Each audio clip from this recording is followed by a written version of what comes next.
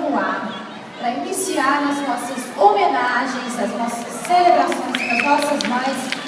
Lucas Dias.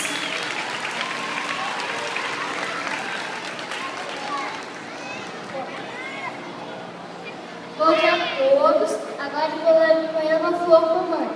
Andei por todos os jardins procurando uma flor para te ofertar. Em lugar algum eu encontrei a flor perfeita para te dar. Ninguém sabia onde estava. Esta flor me mostra a perfeição.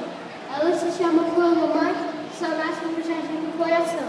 Enfeita nossos sonhos, perfuma nossa ilusão. Flor divina, eu suponho, faz milagre em oração. Neste dia de caminho, quero senti-la no peito, embebedando minha alma. Flor mamãe, amor perfeito. Lindo! Mamãe merece! A flor mamãe merece! E, pensando nessa flor